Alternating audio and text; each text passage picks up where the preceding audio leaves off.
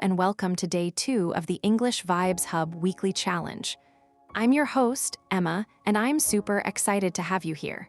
Today, we're going to dive into something really useful, making complaints in English. It's not the most fun topic, but trust me, it's essential for everyday conversations. That's right, Emma. Learning how to express dissatisfaction or disappointment is a crucial part of communicating effectively in English.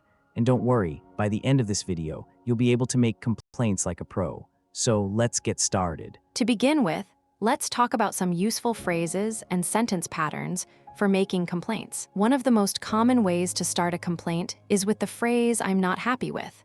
For example, you could say, "I'm not happy with the service I received at the restaurant." Can you repeat that out loud, please? While "I'm not happy with" is a great phrase, we also use "I'm disappointed with" to express a similar sentiment. The key difference is that disappointed often implies that you had certain expectations that weren't met. For instance, "I'm disappointed with the quality of the product." Can you think of a time when you might use this phrase? Exactly, and it's also important to practice using these phrases in context.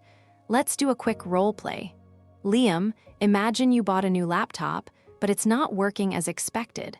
How would you express your disappointment to the customer service representative? Okay, let me try. "Hi, I'm calling about my new laptop. Unfortunately, it's not working properly, and I'm really disappointed with the performance. I was expecting it to be much faster." How was that, Emma? That was perfect, Liam. You clearly stated the problem and expressed your disappointment. Now, it's your turn. Can you think of a situation where you might complain about something? Maybe a bad experience at a hotel or a problem with a product you purchased. Absolutely. Another useful phrase is "I'm not satisfied with." This one is a bit more formal and can be used in written complaints or when speaking to someone in a position of authority. For example, "I'm not satisfied with the explanation provided, and I would like further clarification." Great point, Liam. And don't forget about phrasal verbs like put up with or put off by. These can add variety to your complaints and make them sound more natural. "I'm not going to put up with this poor service," or "I'm put off by the high prices."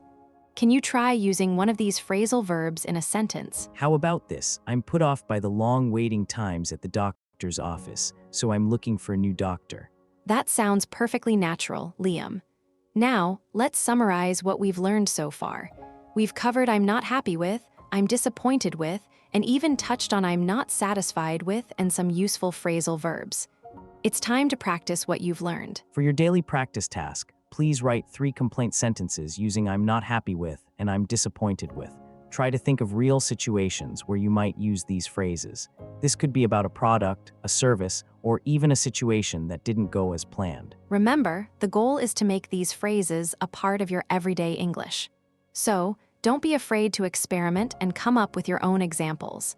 And if you have any questions or need feedback, feel free to reach out to us. We're looking forward to seeing how you apply what you've learned today. And don't worry if you make mistakes, that's all part of the learning process. Tomorrow, we'll be moving on to a new challenge that will help you take your English to the next level. That's right, Liam.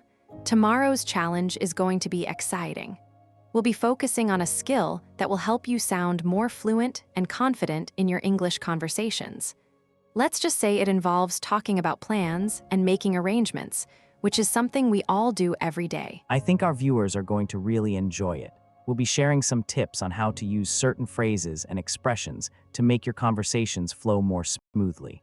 It's going to be a really practical lesson. So, get ready to learn some new phrases and practice your speaking skills. We're halfway through explaining tomorrow's challenge, but let's stop here for today and pick up where we left off tomorrow.